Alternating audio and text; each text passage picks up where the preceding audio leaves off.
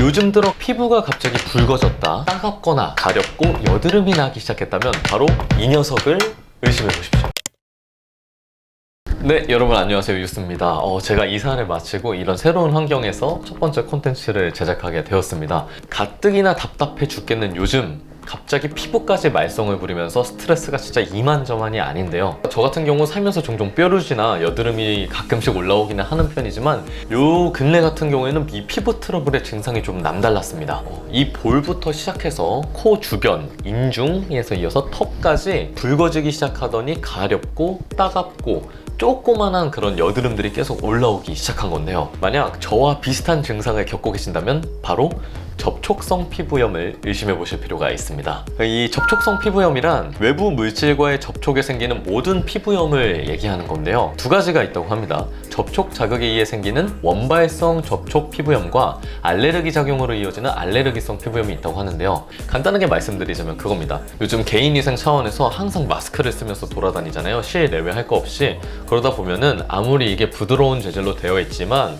상당히 까끌까끌하고 일단 계속 스친다는 게 피부가 계속되는 자극을 받습니다. 그뿐만 아니라 이 마스크를 구하는 것도 상당히 어려웠었잖아요. 가격도 비싸고. 그러다 보니까 이거를 반복적으로 재사용을 하게 됐는데 그 사이에 묻는 이 미세먼지와 세균들, 그리고 우리의 날숨이 그렇게 위생적인 느낌은 아니잖아요. 거기에 안이 습하기까지 하다 보니까 세균들이 증식할 수밖에 없는 환경인 겁니다. 근데 이거를 계속 문지르게 되면서 말을 하거나 돌아다니면서 마찰이 생기다 보니까 이 피부가 접촉에 의해서 손상을 받게 되는 건데요. 어쨌든 그런 마스크를 계속 반복적으로 사용하다 보니 우리의 피부가 이사단이 났다, 이 말입니다. 그래서 제가 오늘은 이 접촉성 피부염에 대한 해결책을 좀 공유하고자 합니다. 첫 번째, 사회적 거리두기의 일환이기도 하고 외출을 자제함으로써 마스크의 사용을 최소화하는 것입니다. 어쨌든 마스크에 의해서 우리가 피부가 자극을 받았으니 반복되는 자극으로부터 최대한 멀어지자는 겁니다. 두 번째, 외출을 해야 할 경우 가급적 새 마스크를 이용하며 마스크를 부득이하게 재사용해야 할 경우 이런 소독용 알코올을 이용해서 마스크의 피부 접촉면을 이렇게 미리 뿌려놓고 소독을 하고 사용을 하자는 겁니다. 이거 같은 경우도 나가기 직전에 이 소독용 알코올을 사용하면 안이 습해지기 때문에 오히려 역효과가 날 수 있습니다. 아무리 이런 항균 작용을 하는 거라고 해도 이런 수분기가 있으면 오히려 세균이 증식할 수 있다고 해요. 네, 그리고 세 번째, 세안의 경우도 가급적 저자극으로 화학 성분이 가장 적게 들어간 제품에다가 저자극으로 하는 것이 중요합니다. 스크럽 제품이나 필링팩과 같이 직접 자극을 줄 수 있는 제품은 가급적 삼가해 주시기 바랍니다.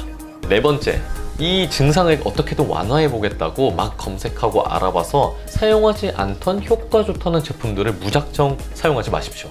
우리 피부는 적응하는 시간을 갖습니다. 그 안에 있는 성분들이 내 피부에 맞는지 검증이 되어 있지 않을 뿐더러 정말 효과적인 제품이라고 하더라도 우리의 피부가 평소 닿지 않던 그런 성분을 맞이하는데 적응기가 필요하다는 얘기죠.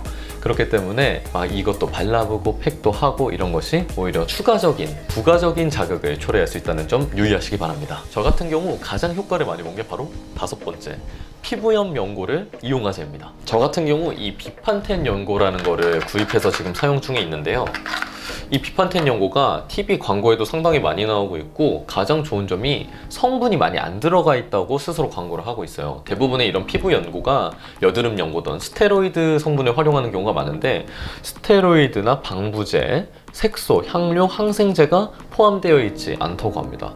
심지어 항생제까지 없다고 하니까 어떻게 보면 효과가 미미해 보일 수 있지만 가장 순하게 해결할 수 있는 제품인 것 같아요. 약국마다 가격이 상이할 수는 있겠지만 10,000원에 구매를 했고요. 사용의 경우는 매일 세안을 마치고 기본적인 스킨 로션도 최대한 얇게 바르고 그냥 로션 하나를 더 바른다는 느낌으로 국소 부위에 얇게 펴바르고 톡톡톡톡 문질러주는 정도로 사용을 하고 있습니다. 이 약의 성분을 조금 말씀드리자면 일단 덱스판테놀이라는 성분으로 이루어져 있다고 해요. 비타민 B5의 전구체로서 스테로이드가 함유되지 않은 제품이라고 합니다. 이 비판텐 연고는 상처 부위의 상피 형성과 유가를 촉진하여 질환으로부터 신속하게 재생 회복시켜주는 것을 도와주는 연고라고 하네요.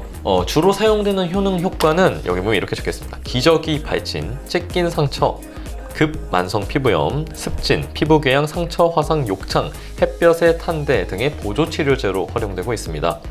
상처를 청결히 한 후 질환 부위에 하루에 1, 2회 정도 발라주시고요. 일단 냄새 같은 경우에는 그냥 하얀색 살짝의 연고 냄새가 나는 그렇게 독한 화학 느낌은 나지 않습니다. 그리고 제형은 비교적 좀 꾸덕한 편이에요. 되게 뭔가 조금 하얘질 정도로 투명하게 발리는 느낌은 아닙니다. 그만큼 세수를 하고 나서 외출하기 전에 미리 혹은 잠자기 전에 발라주는 편입니다. 그래서 제가 한번 이 일주일 정도 이제 사용을 해봤는데 당장 하루 이틀만 해도 꽤 효과를 보기는 했어요. 이틀쯤부터 바로 이제 조금 붉은기가 가라앉기 시작했고 한 3일 넘어가면서 가려움증과 따가움이 거의 80% 정도까지 나아졌습니다.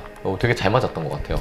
지금 이제 일주일 써가는데 보시다시피 여기가 정말 붉게 일어났었는데 별로 티가 안 나고 있죠. 그 정도로 효과가 있는 것 같고 뭔가 추가적인 자극을 받는 듯한 느낌이 거의 없었습니다. 그래서 상당히 추천드리고 피부염에 사용되는 연고가 이거 외에도 여러 가지가 있겠지만 저 같은 경우는 워낙 피부가 예민한 편이어서 평소에 쓰지 않던 성분을 맞이하면 뒤집어지는 경우가 많아서 피부가 워낙 예민하신 분들은 저처럼 이렇게 조금 순한 느낌의 연고를 사용하시는 게 좋겠다는 생각이 듭니다.